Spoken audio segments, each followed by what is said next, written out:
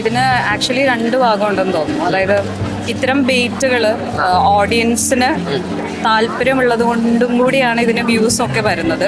പിന്നെ ചാനലിൻ്റെ ഒരു പെർസ്പെക്റ്റീവ് നോക്കുകയാണെങ്കിൽ നമ്മൾ ഏതൊരു കാര്യത്തിലും നമുക്കൊരു എത്തിക്സ് വേണം. നമുക്ക് വ്യൂ കൂടാനായിട്ട് നമ്മൾ പേഴ്സണലി ഒരാളുടെ ബൗണ്ടറി കടന്ന് ചെന്ന് അല്ലെങ്കിൽ അവരുടെ ഫാമിലീനെ ഫോക്കസ് ചെയ്തുകൊണ്ട് പലപ്പോഴും നമ്മൾ കാണുന്നത് അങ്ങനെയാണല്ലോ. ഇപ്പം കുട്ടികളുടെയൊക്കെ ഫോട്ടോസ് മുന്നോട്ട് കൊണ്ടുവരും. അത് അവരുടെ ഒരു പ്രൈവസീനെ ബാധിക്കുന്ന രീതിയിലാണ് കാര്യങ്ങൾ സെൻസേഷണൽ ആക്കിക്കൊണ്ട് ഓൺലൈൻ മീഡിയാസ് പലപ്പോഴും ചെയ്ത് കാണുന്നത്. ഓൺലൈൻ മീഡിയാസിന്റെ ഭാഗത്തുനിന്നും ഈ പറഞ്ഞ പോലെ ഒരു ബേസിക് ആയിട്ടുള്ളൊരു എന്താ പറയുക, നമുക്കൊരു എംപത്തറ്റിക് ആയിരിക്കും അല്ലെങ്കിൽ കുറച്ചൊരു എത്തിക്സ് വേണം എന്നുള്ളൊരു അഭിപ്രായം എനിക്കുണ്ട്.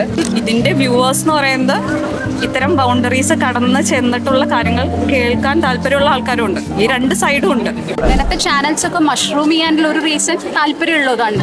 വ്യൂവർഷിപ്സ് അത്രയും ഉള്ളതുകൊണ്ടാണ്. ആൾക്കാർ കാണാൻ ടാർഗറ്റഡ് ഓഡിയൻസ് അത്രമാത്രം ഉണ്ട്. എന്നിട്ട് അതിൽ വല്ലാത്ത എന്തെങ്കിലും ഒരു മൊമെന്റ് വരുന്ന സമയത്ത് ഈ ആൾക്കാരെ തന്നെ വീണ്ടും ക്രിട്ടിസൈസ് ചെയ്യും. It's A loop.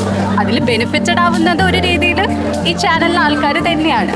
പിന്നെ എനിക്ക് പേഴ്സണലി തോന്നിയത് നമ്മൾ ചില വ്ളോഗ്സ് അങ്ങനത്തെ ഒക്കെ കാണുന്ന സമയത്ത് അതിലൂടെ മോട്ടിവേഷനും കിട്ടാറുണ്ട്. അപ്പം നമുക്കും ഒക്കെ ഒരു സ്പിയറിൽ മാത്രം ഒതുങ്ങിയിരിക്കാതെ പലതിലേക്കും പോകാൻ തോന്നാനുള്ള ചാൻസ് ഉണ്ട്.